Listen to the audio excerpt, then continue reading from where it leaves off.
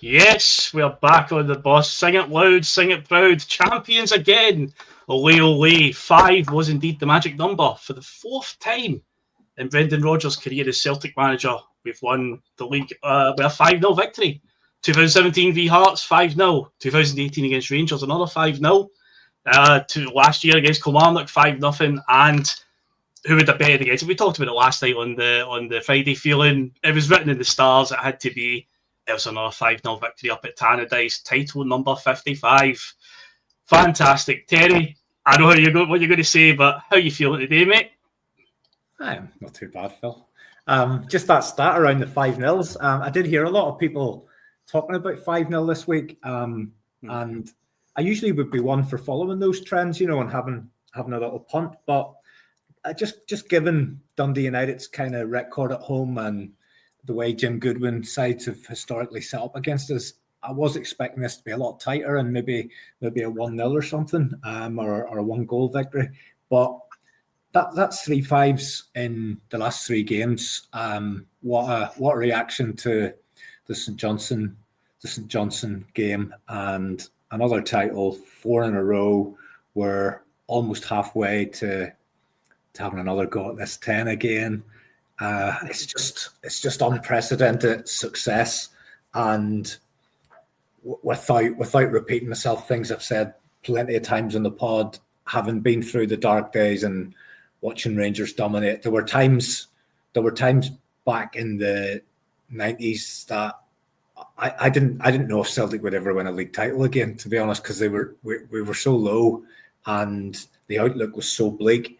But we've just had 20 years of success after success after success, and it's so enjoyable. And here's to another 20. And the fact is, in a week where everyone wants to blame Celtic for everything that's wrong in the Scottish game, we've done this ourselves.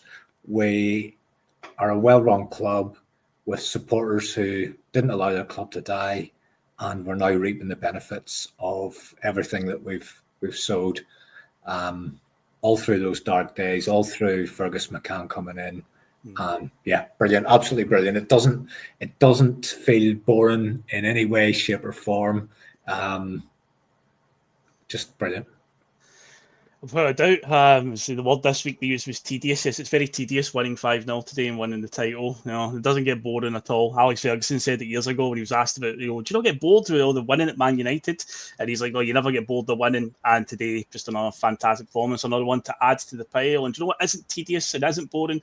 Do all that good stuff, folks, before we go any further. Hit the like button, subscribe, share. As Russell says, slag the hair, whatever you want to do.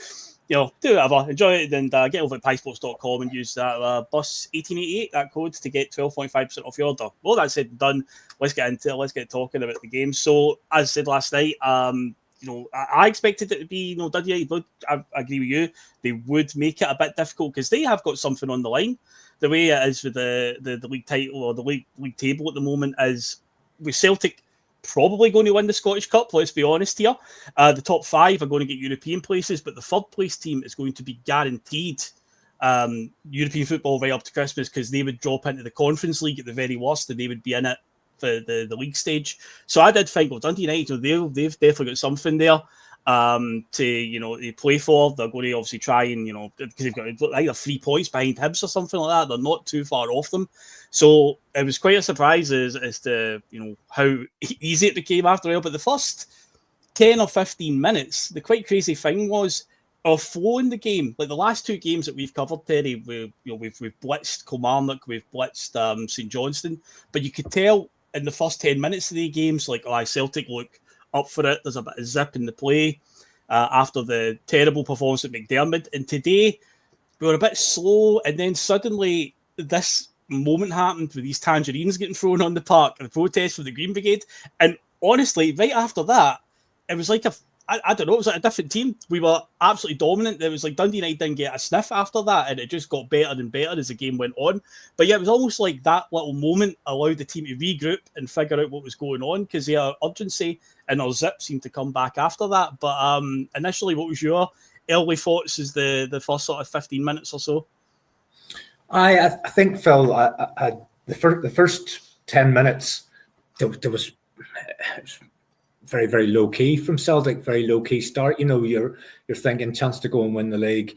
We're going to fly out of the traps here, but it wasn't like that. And fair play to Dundee United. They did start well, and they were kind of taking the game to us in that opening 10 minutes. You could probably even stretch that out to when we made the breakthrough. There wasn't a lot from Celtic until we went 1-0 up. There wasn't really much from us in terms of goal mouth action, and for it to then go on and become a possession from then, it's all the more impressive. We didn't get anything we didn't make the breakthrough till 15 minutes before halftime. But the moment there that you've touched on, the Oranges getting thrown onto the pitch, you could see the manager's reaction. He wasn't happy with it, but because we hadn't really got into a rhythm, it didn't really take us out of a rhythm, if you know what I mean. True. We hadn't got our passing game going. We weren't very cohesive as a unit. And once the players and everybody got the Oranges removed, then we did start to creep into the game and gradually take a grip on it, and then obviously make the breakthrough. In terms of the protest, it's not for me to tell anyone what we shouldn't do at a football game. My own thoughts on it are the banners would have been enough. I don't really like things getting thrown onto the pitch, albeit it wasn't really anything dangerous with the footballs later on. My own thoughts on it would be, if I paid 42 quid to get into the ground, I wouldn't have been wanting to spend any more on footballs or pieces of fruit. How did they sneak all the footballs and that into the ground? I was wondering that. How do you walk into the ground with a ball? Like, do you just walk in with it under your arm, pretend you're having a kick about? Or, they've probably taken them in, not pumped up, and then they took a pump in, and then they've pumped them up during the first half. I'm only guessing, but here's the thing as well. I was thinking about it. How do you walk in with like a bin liner full of oranges, or how do you walk in with a size 5 football? But then I was thinking about, well, how did the fans in Italy get a motorbike into the ground? Remember, there was a motorbike thrown on in an Italian game. How do you get a motorbike in and then throw it onto the pitch? But my own personal thoughts are that the pitch is the players' area. That's where they do their work. I think there was an important message that needed to be conveyed.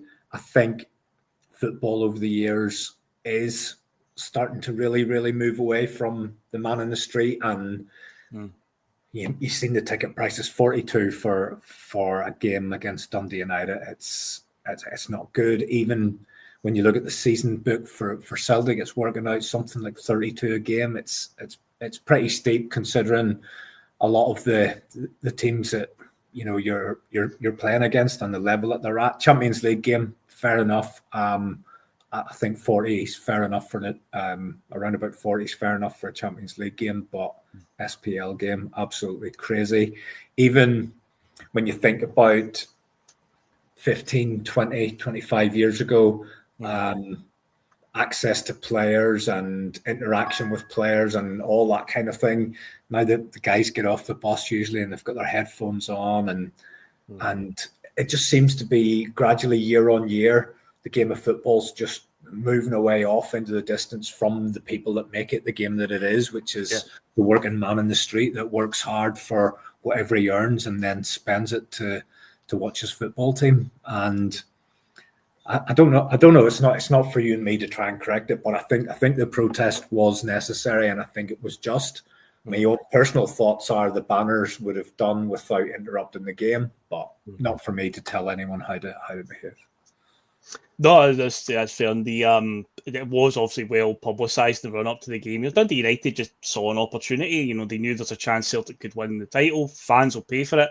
They bumped the price up to 42 quid. A few weeks ago, we had St Johnstone giving us free stands because we could have potentially won the league there had results went differently. So they gave us free stands. I remember Kilmarnock doing it years ago, back in 2012. We went down to Rugby Park and beat them 6-0 that day, Lenny's first title as manager.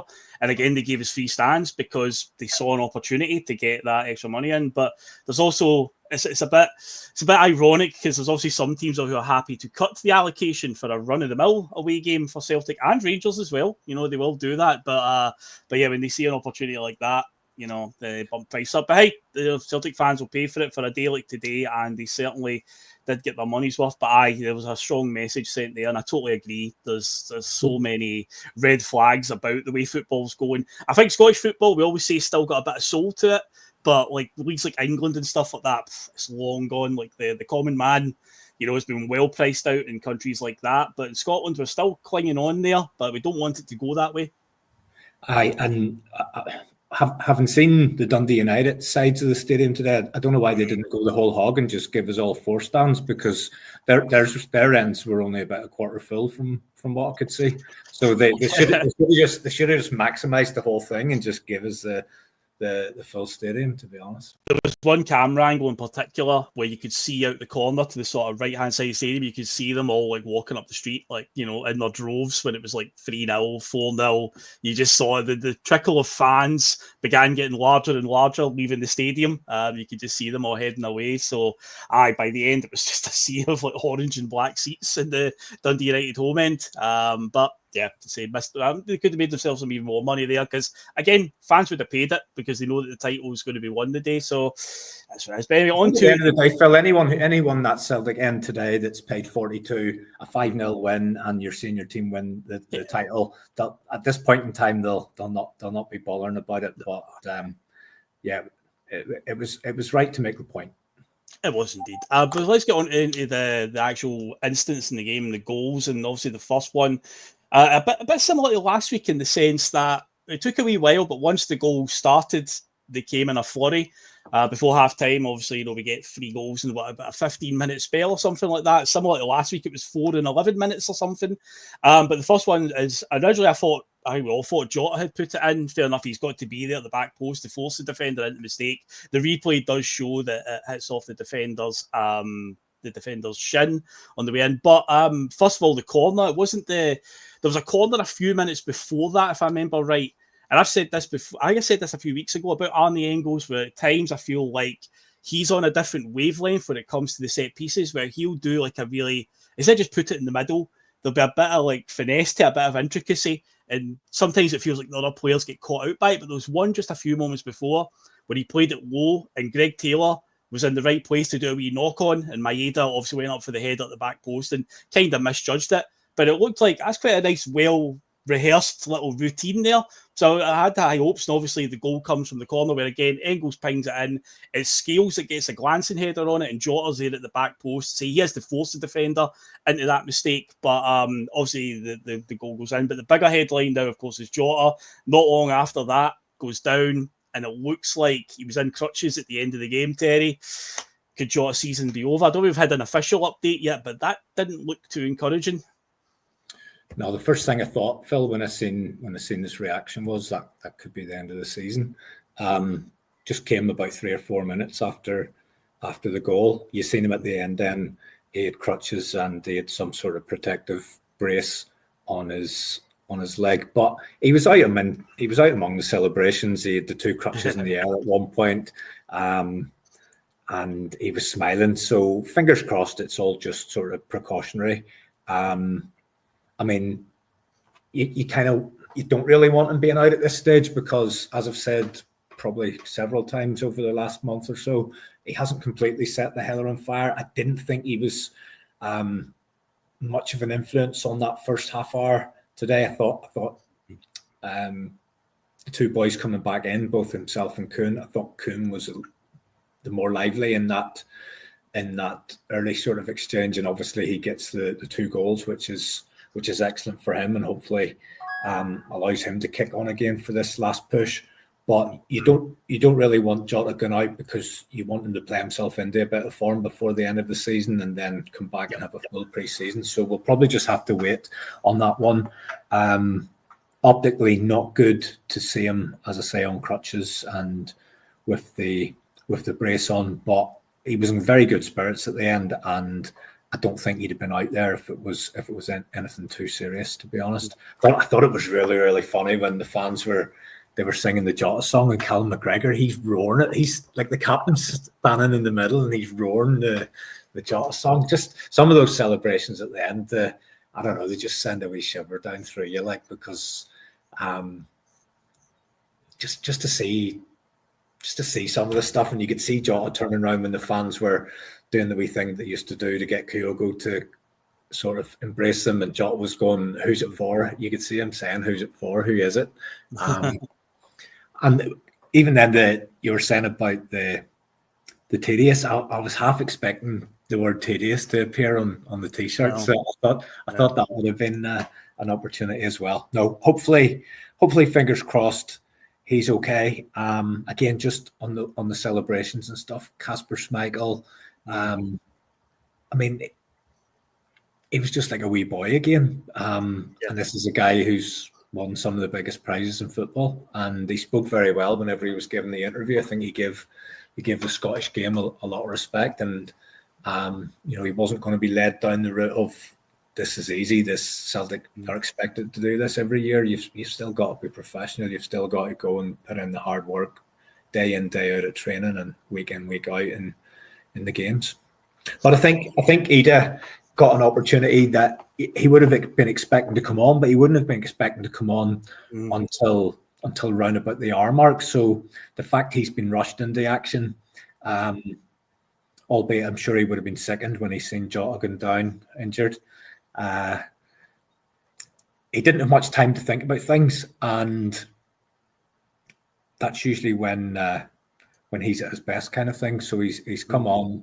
Hasn't probably been in the mindset and about to go on here and gets himself involved really quickly, and hopefully again a couple of goals for him. You're hoping that allows him to kick on. And I've kind of looked at Idah's season, and it feels like a season to me where I'm surprised he scored 17, because I can't really remember him scoring 17, and you kind of have it in your head he's had a really, really bad season, and it feels like he scored 5, 6, 7, something like that, a really poor return. But when you look at the number of goals, 17, and how much game time has he actually had? I'd be interested to see his goals versus his minutes and how that compares to Kyogo, and some of the other guys. It probably isn't that bad. It's probably because his goals come in drips and drabs. He doesn't like score week in, week out every couple of weeks. It seems to be in wee spells. Like he's obviously scored last week, he scored this week. But yeah, before that there was a bit of a barren spell.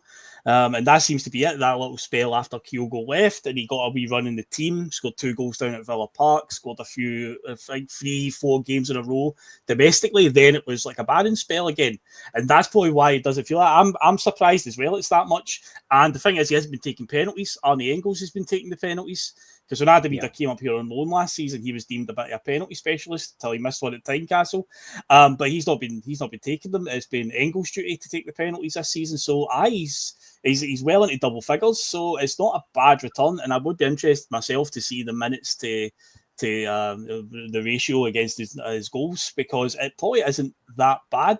But again, it's all about the eye test, isn't it, Terry? But a lot of people, the way they just judge him on like his sort of lethargic style and whatnot. And yeah, something we saw last week, against the Johnson, there was one pass in particular that he just pinged it right out of the park. He had his back to goal, turned and tried to pick out, I think, Idah, and it just went right out of the park. But he has these moments. But yeah, his goals ratio is fantastic. If you're going to judge it on numbers alone, then you can't argue. The thing is, from a manager and coach point of view, most things are all about analytics these days.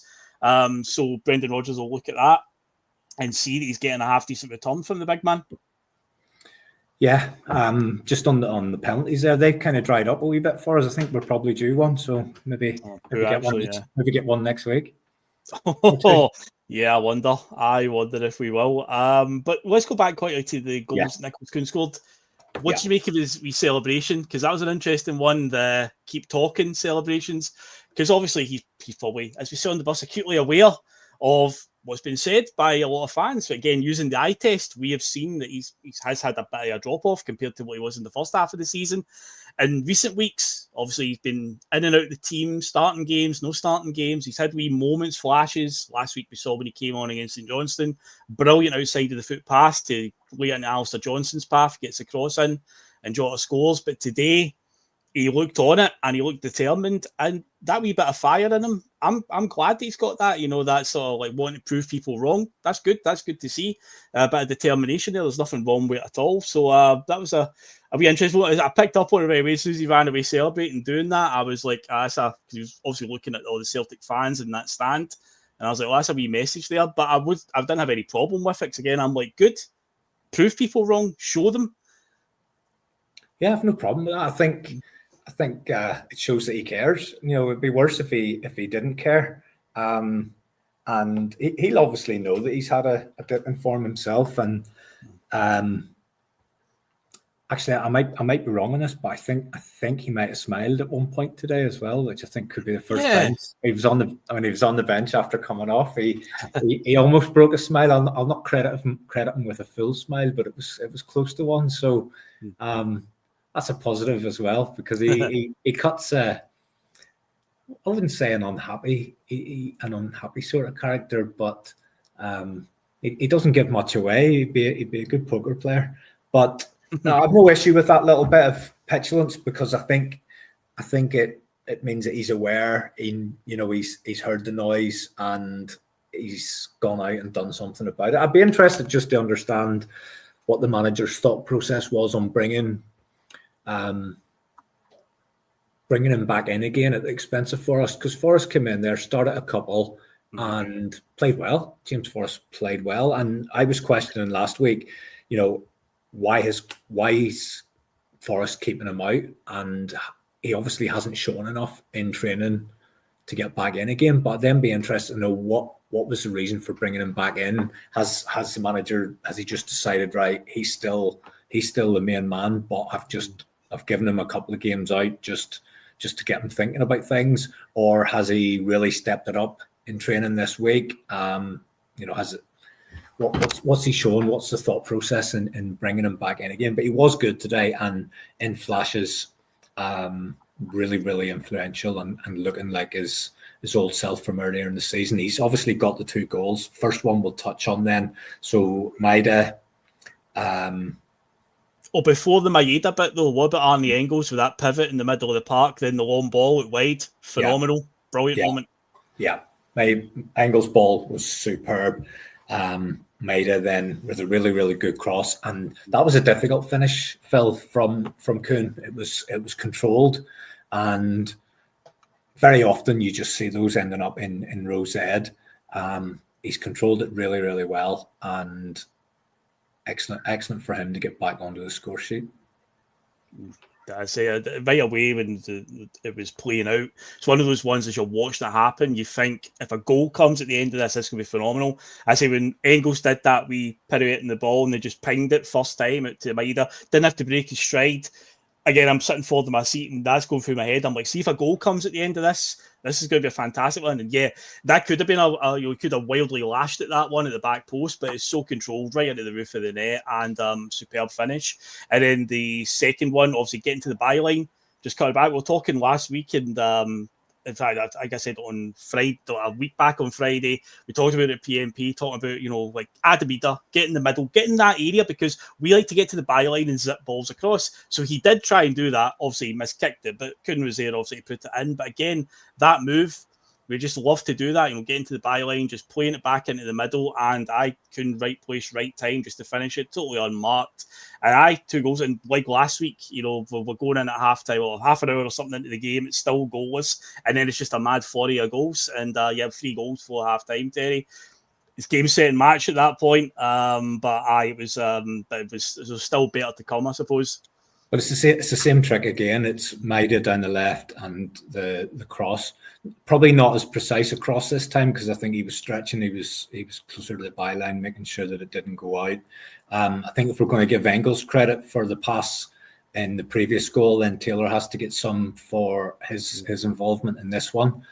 So it's him that releases Idah down the left. Idah's definitely trying to score, but he doesn't get near it. And Kuhn, right place, right time, and obviously high on confidence from getting the goal earlier. Idah, the only surprise with Celtic getting 5 today is that Idah wasn't on the score sheet, but he's turned creator today with those two. And yeah, in 15 minutes, a game that was a little bit stuffy has just gone from,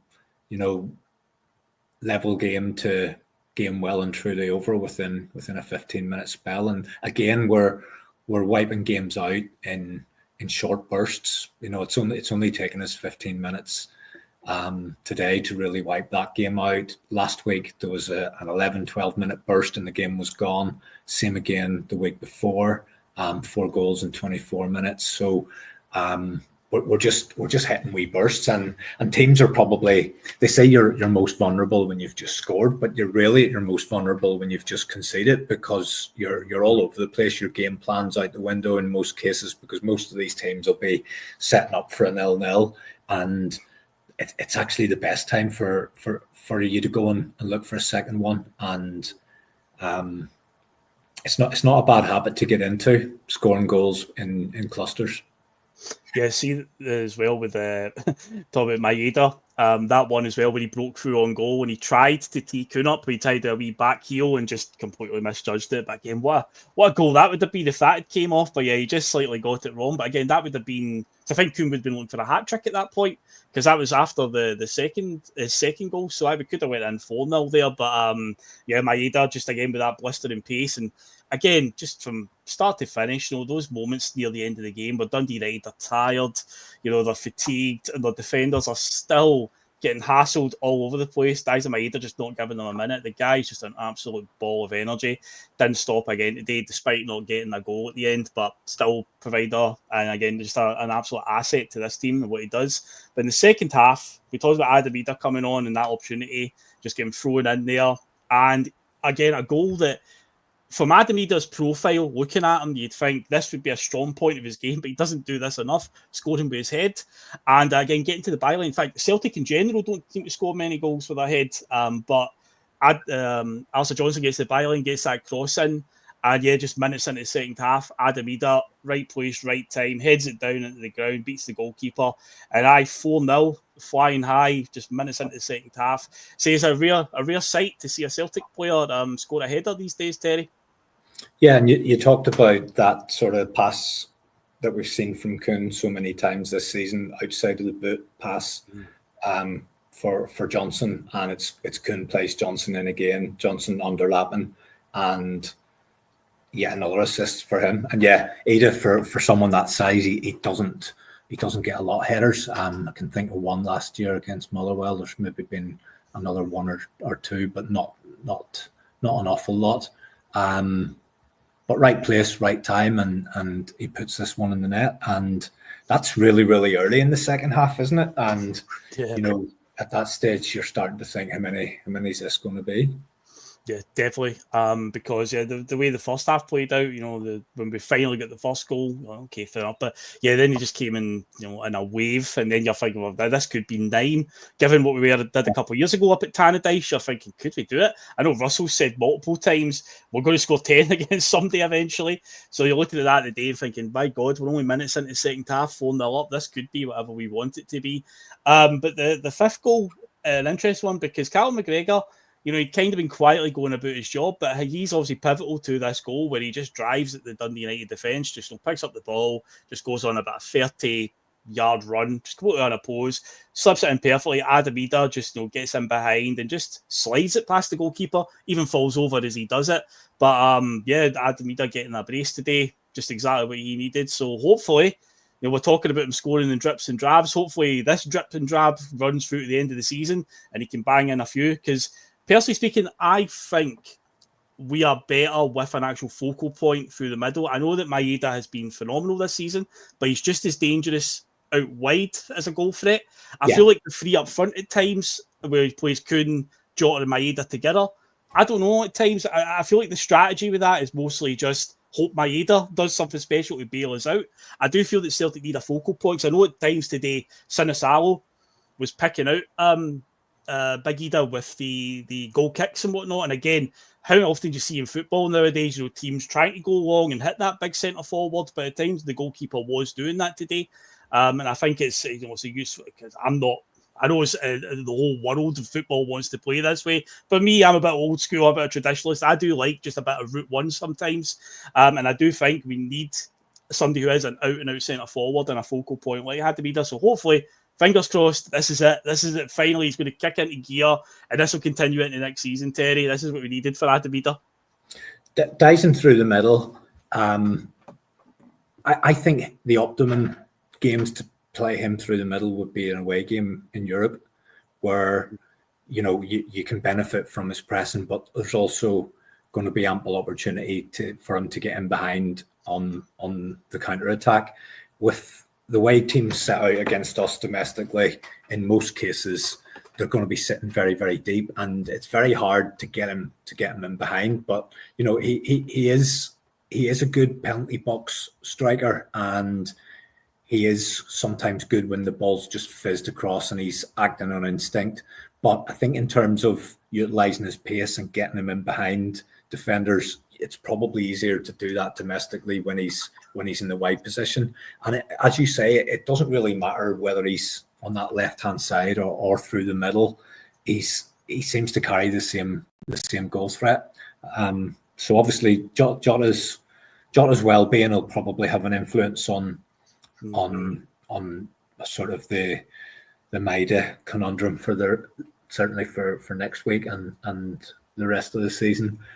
But that Idah goal, I think it was a good finish. He didn't get an awful lot on it, but it was a difficult one. It reminded me a little bit just of the goal he scored in the 3-3 at Ibrox. Just it wasn't a clean strike either, and it made its way under the goalkeeper, and pretty similar today in terms of that finish. But again, McGregor drive and run, just feel as if he's taken on so much responsibility going forward.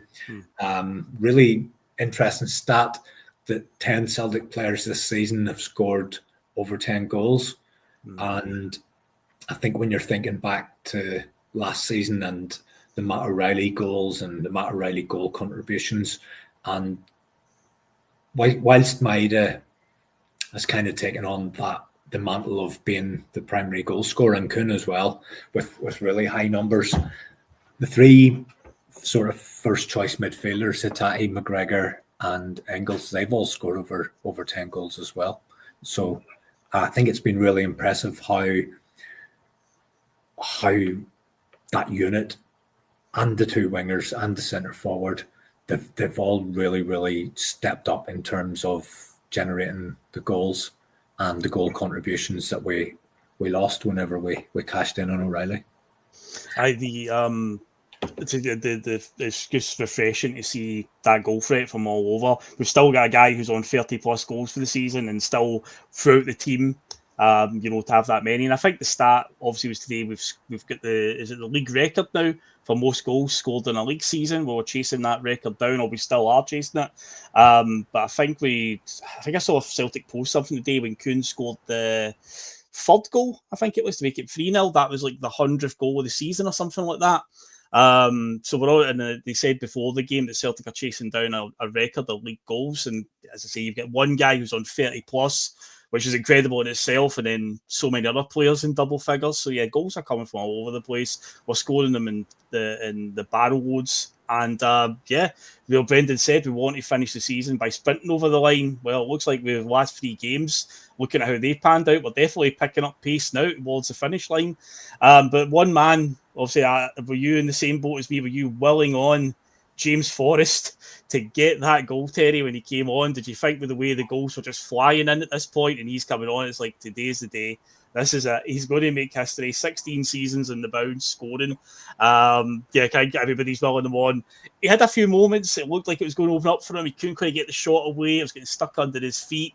But I get a feeling that if we get a penalty from now to the end of the season and he's on the park, I think he's going to get to take it to get that record to his name. And a shout out to James Forrest in general, because speaking of records, he now is the most decorated Celtic player in the club's history with 26 honours, and it could be 27 in a few weeks' time. I think that's more important. That's the more important one, Phil. That one with the trophies. Yep. I'm not really caught up in the goal scoring one because he is an attacking player, and you expect him to score at least one goal every season. I don't think it's any great achievement. You know, I was interested when he was asked about it, and you know, he's fully aware of it and all of that. But to me, it's not that big a deal. That one, if he gets it, he gets it. If he doesn't, he doesn't. But you know, he's an attacker and celebrating scoring one goal a season every season. I don't know. For me, that's not. He doesn't have a song yet after all these years of fans. No, but it's just he's just got a name that how do you make up a song about James Forrest? Do you know what I mean? Tough one. But that trophies one, I mean, that's some achievement. Oh. You know, that's an amazing one, and I can remember way back in the days of Satanta Sports when you got Celtic reserve games and stuff, and I can remember James Forrest coming through, playing in the reserves and making his breakthrough kind of thing. So I can remember seeing him and thinking, he looks a player, and then you get to see him make his debut, and here he is all these years later, and now he's got the most trophies of any Celtic player ever. It's massive achievement, and he's not finished yet. You know, if he's here for a couple more years, he's going to add another 4 or 5, hopefully, onto that. Looks like he's still got something to give there. I mean, yes, he's looked lively in the last couple of weeks. He obviously signed an extension recently. I think it was a 2-year extension, so he's still got some use there. And Brendan Rodgers is obviously very high on him from his first spell here. He was also a pivotal part of the team. And again, experienced heads, you know, you do need people that have been there and done it. And yeah, I'm the same as I can remember this briefly. I was there at the game when he came on against Motherwell. It was the Tony Mowbray season, but Mowbray had been long since sacked. And it was Neil Lennon, they gave him his first run out because the league was well gone at that point. That season, we were horrific. And it was just, I we beat Motherwell 4-0 that day. And it was just a case of, he was just trying out a few of the youngsters, give them a run out. I remember James Forrest trotting on. I knew his name from playing. I hadn't seen any reserve stuff, but I used to play like Football Manager quite a lot on my PC. And I remember he was always in the Celtic reserves and usually developed into quite a good player. So that was the only reason I knew his name. So when he came on and then he scored, I think he chipped the goalkeeper, if I remember right, like a ball just sort of bounced through him and just sort of lifted it over the goalkeeper. And I got a goal in his debut, and all these goals later, you know, he had that stat a few seasons ago with 100 goals, 100 assists for the same club, which is an amazing record in itself. And yeah, now he stands as the 26 honours to his name, and Callum McGregor's not far behind as well. So Callum McGregor, I think they showed the table earlier, and the graphic came up on Sky. I think he's on 24. At the moment, so Callum McGregor's going to obviously be here for another few more years, and he's going to pass Bobby Lennox as well. So James Forrest and Callum McGregor are going to be out there on their own. But yeah, the goal might come, it might not. But no, the more important one I think to him will be the trophies. And I said, who could have saw that coming all those years ago? Fair play to the boy. The most important thing though, Phil, is he looks dangerous and he looks capable of making things happen when he's been coming in. And I know that he hasn't played an awful lot this season, didn't play an awful lot last season, but when he's been available and when he's been called upon, he looks ready to make a contribution. That's the most important thing for Celtic, is that, you know, he's not getting game time, he's not getting a contract just on sentiment. He's still capable of making a contribution and actually does it whenever he's needed. Definitely. No, this is the type of people you need to rely on, especially if we find ourselves in a non-tedious title run where we're in the trenches a wee bit like last season, where it did get a bit ropey in that run-in, and he was crucial at that point when he came in those last few games and what he contributed. You know, so it's like, so he's always there we can always turn to him and rely on him, a steady hand essentially. And you always need those types of players. But obviously, after that, 5-0, it could have been more. But yeah, the remarkable stat continues. I don't know if there was some sort of weird thing done on purpose. I don't know. But Brendan was aware of the 5-0 thing. But yeah, that's his 4th league title he's wrapped up with Celtic. And I say that is 4 victories 5-0s on the day to win the title. A remarkable start. It could have been a bit more, but nevertheless, fantastic performance. But after the game, obviously, a few interesting things. Brendan Rodgers obviously speaking to the folk at Sky Sports, and they were asked about next season. So again, he reaffirmed it. He was like, I said the other day, 150%, I'll be here next season. 200%, I'm going to be here next season. He was very, very determined to hammer that point home. And yeah, again, he was asked, Chris Sutton was obviously asking, what is the, or him and James McFadden were asking about what is the goal? Is it about Europe? Is it about, being that's what's driving you on? And obviously he said, yeah, look, we're not going to win the Champions League. I don't think he's wrong to say that. I think we all know that we're not going to win it. But, you looked at the Bayern Munich performance and just thought, we can give these teams a run for the money. We can take a few scalps here and there and cause a few headlines. And, that's what he's looking to do. Because, again, we won there a million miles away from causing a massive upset that night. So it's just like this summer, we can all see it, Terry. There is a few things that need refreshed in the team. We're probably going to lose a couple of players because that's just the nature of the beast. And we've seen at times in recent weeks about the depth of the team's maybe not quite there. So, Brendan, I'd like to think that the way this season's going, how it looks like it's going to finish and what we've done in Europe this season, he's going to get what he wants in the summer. He's going to get that back in to try and take us to another level in Europe, to try and take that big scalp, to beat a Bayern Munich like we got so close to doing.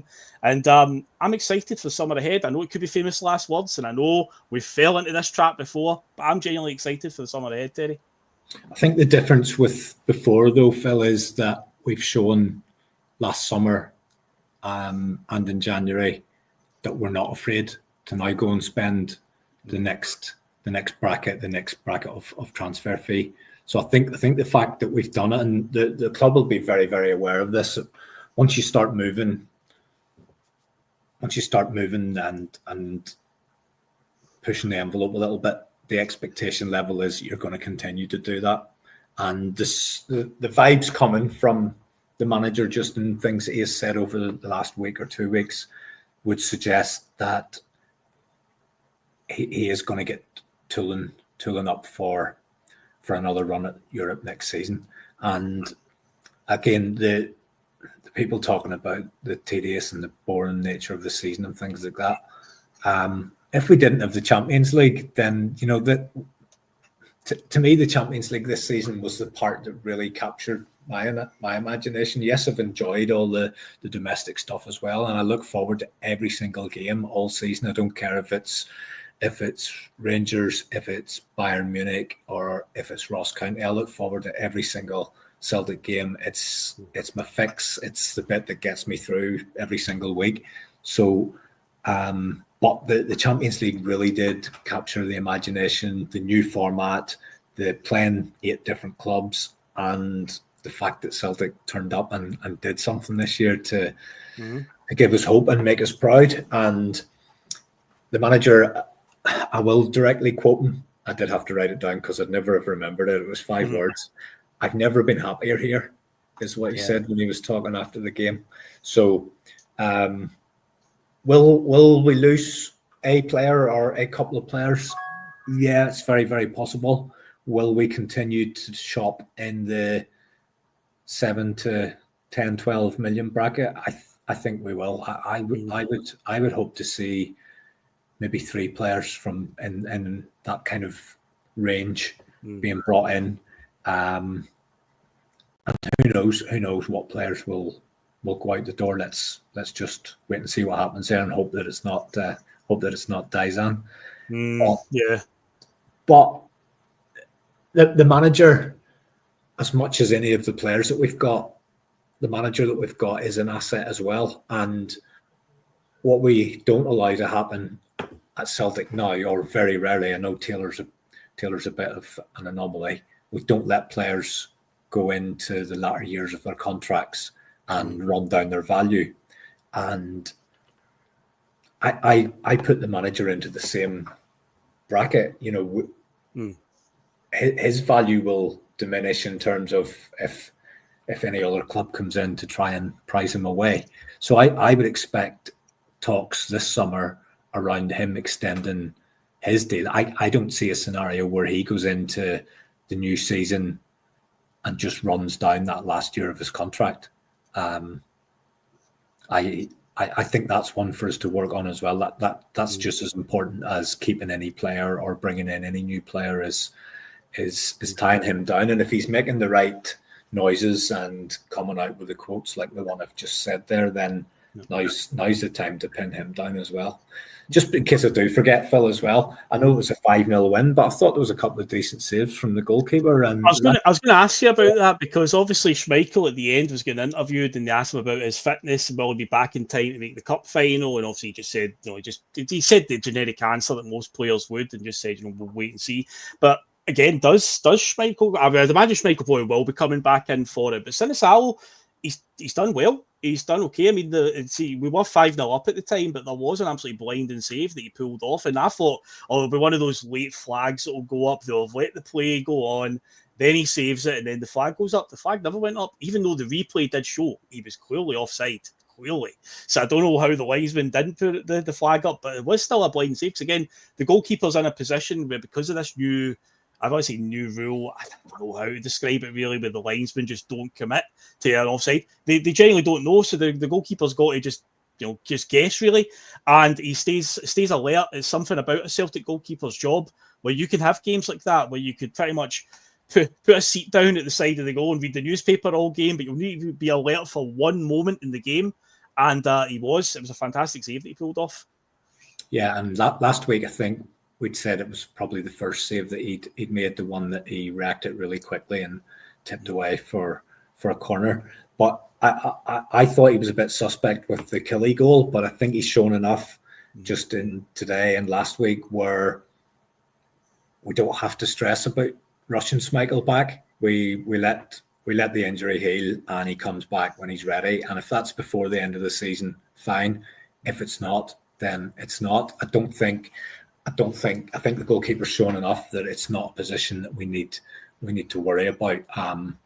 Is he a long-term successor? Who knows? He'll need to show a lot more between now and then, but he's shown enough in the last 2 games to suggest that he's competent and he's more than capable of being a backup and coming in when required. Next week will be a test for him, just in a different environment, but he's played international football. Next week, it's strange to say it when you've just won the title, but for me, next week's a big game, and not really in terms. Obviously, it means nothing in terms of this season, but I think it's a big game in terms of a marker for moving on in the future. I mean, we don't want to be getting into the first Rangers game next year on the back of 3 defeats against them, because that's not really one that you want to have hanging over you all summer. Like I say, it means absolutely nothing. We'll still be the champions, and they'll still have nothing. But I would like us to get a positive result next week, to take into next season, just so that when that first game can drown, that they're not going into it on a run of 3 wins against us, and possibly 3 convincing wins. And there's going to be a lot of change at Rangers over the summer as well. But I think we'll still go into next season with the best squad and be very strong favourites to go and retain the league again, no matter what Rangers do. I mean, I think the expectation level of some of the fans that I've seen, certainly on social media and things like that, they think that as soon as this takeover happens, that just means you're going to be going out and signing all sorts of superstars, and it's not going to be like that. You can't do that with the financial fair play rules and things like that. And the guys that are coming in, they're going to be taking on a hell of a lot of debt, because I think something else that I read this week was like Rangers have operated at a loss each of the last 6 or 7 years. So the guys that come in, they're going to be taking on a debt, which they're going to want to clear, and then they're going to want to make a profit in some way, shape, or form. And for those 2 things to happen, that doesn't really leave a lot of room for going out and splurging a lot of cash on players.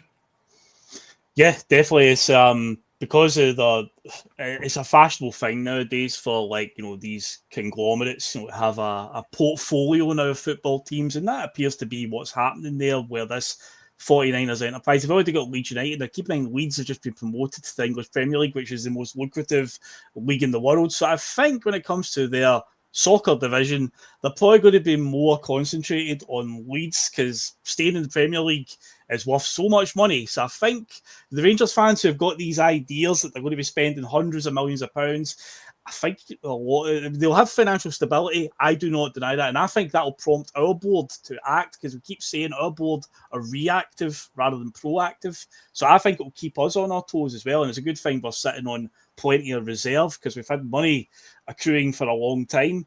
But it'd be interesting as well, because about the game next week, because you're right in saying there's going to be a lot of overhaul with them. Will their manager be here next season? I know Barry was putting it out that he wants to be here next season. He'll make them a better team and whatnot. And in fact, our very own Punk Duck Wallard said in the chat, we'll find out next week if Rangers players want Barry or not. That's an interesting way of putting it, but he was obviously full of fire in one of his pressers through the week about, if I'm here next season, I'll make us a better team and all that. So he definitely wants the job. Whether he gets it, I don't think he will. So it's quite interesting, the dynamic for next week about looking forward to next season, because I think they'll have a massive overhaul of their playing staff, and I think it'll be a different manager. I say a different manager, I think it's going to be a returning manager, put it that way, from a few years ago, is coming back to Ibrox. But we still want to put a marker down. He's odds on with the bookies. There's just I thought it was lazy at the start for that link, but it does kind of make sense. But what again surprises me is the reaction. And whilst some Rangers fans seem to be against Gerrard coming back, there seems to be a lot still in that deluded state where they're looking back at Gerrard's time as a period of success. I know. He won one trophy. He won one trophy from 9, and if that's the kind of success that they're longing for, bring it on, kind of thing. Gerrard was close to the brink a few times, and whether anyone wants to believe it or not, COVID saved him, and he wasn't a successful Rangers manager in any way, shape, or form. And I think that would be a backward step for them if they're going to, there's going to be new people come in, and I think they need to take that opportunity. Not that I really care what they do, because I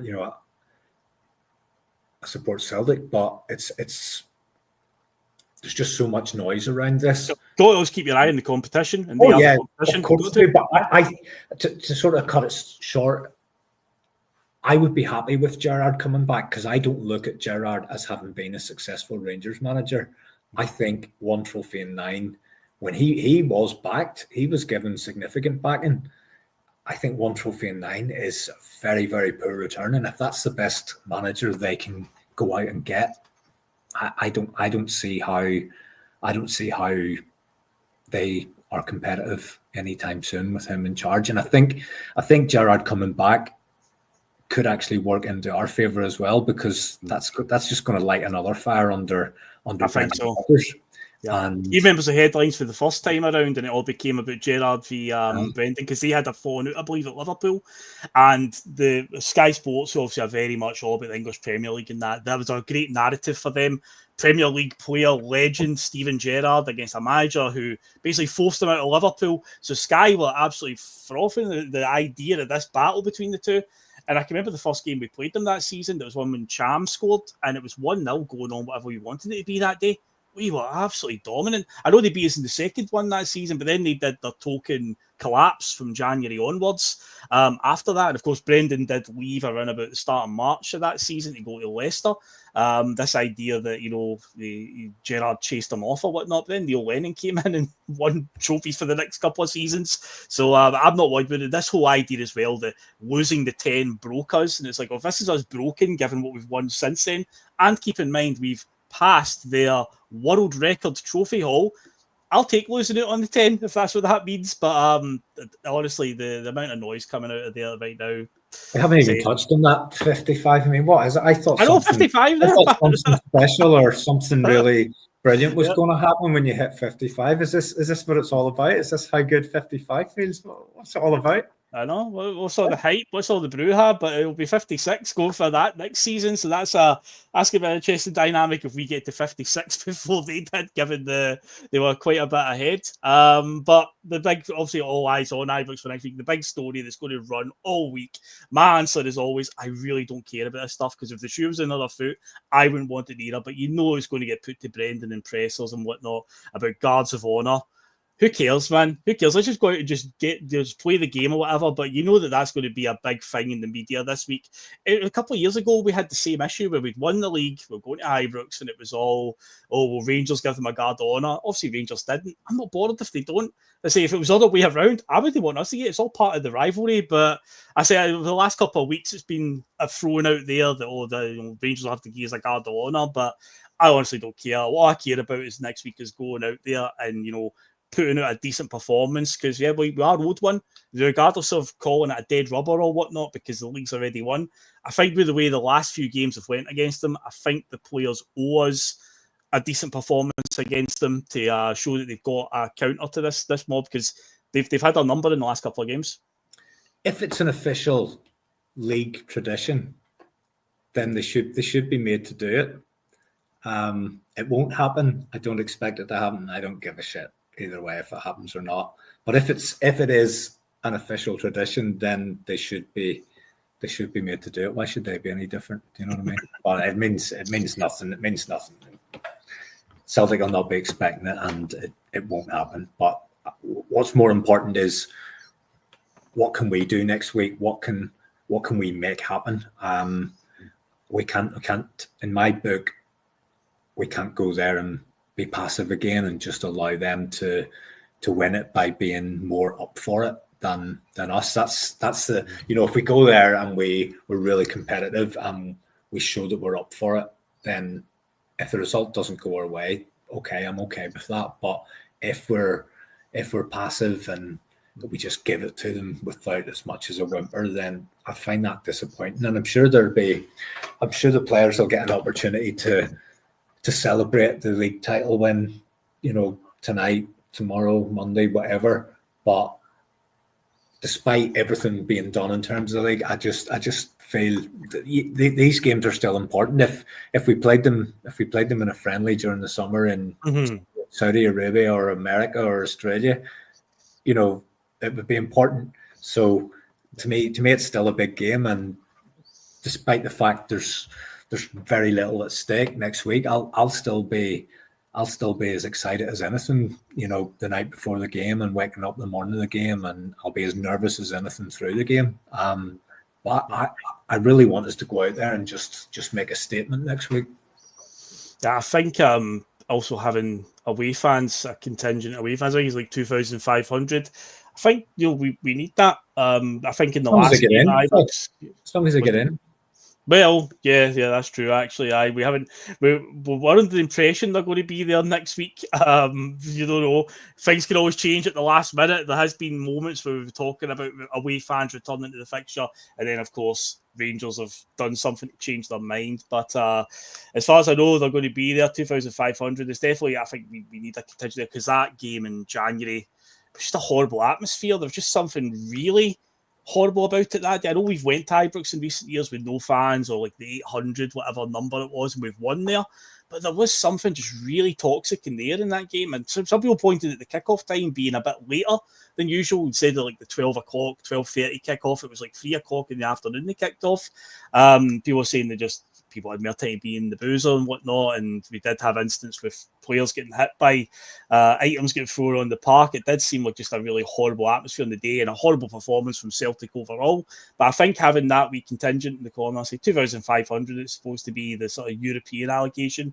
I think it's something I think Celtic always need wherever they go. The voice is backing them. So hopefully for the fans that do get in and do pay the money to get in, they get a performance worthy of it next week.